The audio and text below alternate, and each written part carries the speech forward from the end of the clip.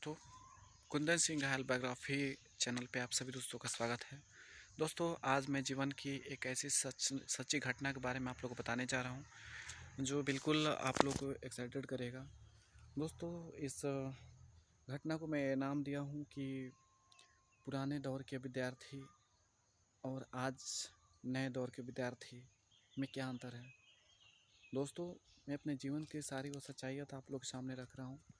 दोस्तों, पहले मैं बता दूं कि पुराने दौर के विद्यार्थी किस प्रकार के हुआ करते थे और किस प्रकार से वो अपने लाइफ को या फिर किस प्रकार से अपने स्टडी को किस प्रकार से अपने डिसिप्लिन अनुशासन को, किस प्रकार अपने फैमिली के बीच, किस प्रकार अपने आर्थिक चीज़ों के बीच उनको गुजरना पड़ता था।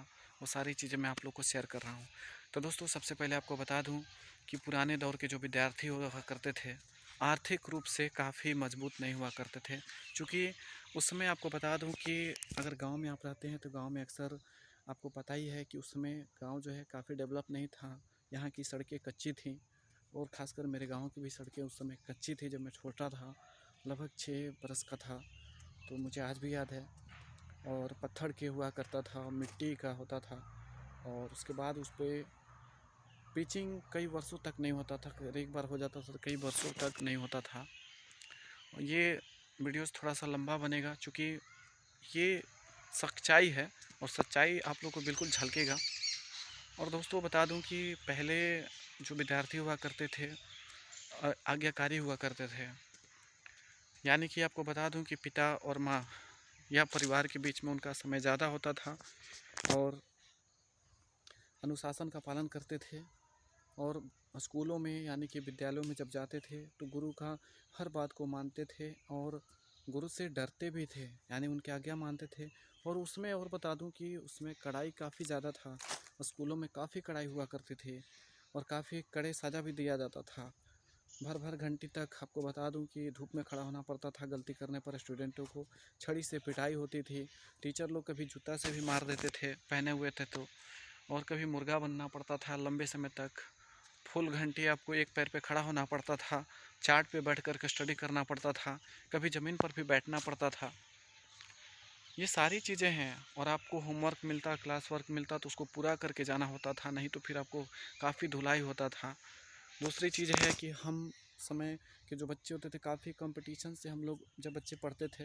एक चीज़ और बता दें, आज झुंड में पढ़ाई किया जाता है, आज झुंड में पढ़ाई करने के लिए बढ़ावा दिया जाता है, क्यू सेंटर का बढ़ावा दिया जाता है। लेकिन हम लोग के समय में जो था, हमारे गुरु जो बोलते थे कि आप खुद पे टाइम दो, खुद को डेवलप करो, आप लोग को जो प्रॉब्लम हो रहा है आप लोग हमसे पूछो, टीचर से पूछो।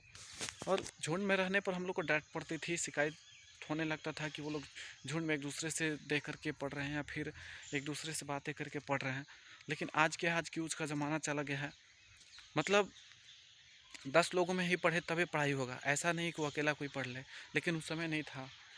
कल का जो विद्यार्थियों का दौर था काफ़ी मुश्किल भरी चीज़ों से गुजरना पड़ता था। हर एक को मेहनत करना पड़ता था और हर एक को अपने अपने दिमाग के तरीके से मेहनत करना पड़ता था।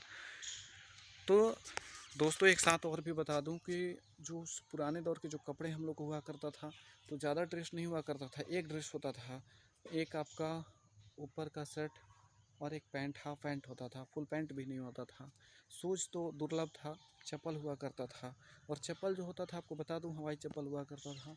और उस समय आपको बता दूं कि एक चप्पल को कई महीनों साल तक पहनना पड़ता था। उसके जब तक सोल पूरी तरह घिस नहीं जाते थे, फीता कई बार टूटता था, फीता को कई बार सिलवा करके पहनना पड़ता था। शूज शूज अगर किसी दिन अगर किसी बच्चे को लिया जाता था तो समझ जाइए कि पूरी तरह से वो गली में शोर मच जाता है कि मेरा जूता लिया गया। किसी का अगर कपड़े लिया जाता है, एक सेट या शर्ट लिया जाता, तो सोचिए कि पूरी धूम मच जाता है स्कूल में जा कर के या फिर गाँव में पूरी तरह से एक्साइटेड हो जाता है वो कि मेरे कपड़े, नया कपड़े आए हैं, नया कपड़ा आया है।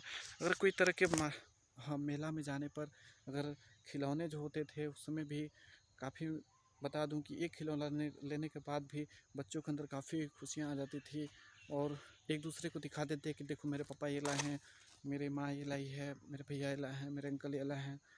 तो इस तरह की चीज़ें थी और एक्साइटेड हुआ करते थे, उतना हम ही खुश रहा करते थे। एक चीज़ और बता दूं कि जब एक ड्रेस होता था तो मॉर्निंग में उसको पहन के स्कूल जाना पड़ता था। लंच के बाद फिर उसके बाद आपको पैर हाथ धो करके फिर बैठना पढ़ाई स्टार्ट हो जाता था। फिर जब 4 बजे छुट्टी होता था तो घर पे आना पड़ता था। घर पे आकर उस ड्रेस को खोल करके फिर क्या करना पड़ता था, उसको खींचना पड़ता था। खींच करके फिर सुखा देते, अगला रोज़ उसको पहन के जाना पड़ता था। तो दोस्तों ये चीज़ें मैं आप लोग के बीच इसलिए कह रहा हूँ क्योंकि वो चीज़ें मैं उन सब चीज़ों से मैं गुजरा हूँ। मैं भी पुराने दौर के स्टूडेंटों विद्यार्थियों में से मैं भी हूँ। और बहुत सारी ऐसी चीज़ें आप लोग को बता दूँ, उसमें जो शिक्षा का जो तो पावर था। दूसरी चीज़, कोचिंग नाम का चीज़ नहीं था। अगर आप कोचिंग जाते तो टीचर लोग पता चल जाता कि मतलब वो बच्चा कहीं कोचिंग जा रहा है, तो गाल पे चमेटा बजता था, पीठ पे रूल्स बजते थे, छड़ी बजता था। लेकिन हम लोग समय में उतना छोटे उम्र में कोचिंग नाम का चीज़ ही नहीं था, क्योंकि स्कूल में ही इतनी स्टडी कराया जाता, इतना पढ़ाई होता था। सरकारी विद्यालयों में उतना कड़ाके की पढ़ाई होती थी कि वो प्राइवेट नाम का चीज़ ही नहीं था। प्राइवेट नाम की चीज़ से लोग नफरत करते थे। लोग उस समय सरकारी में ही पढ़ाते थे, बच्चों को काफ़ी मेहनत कराया जाता था।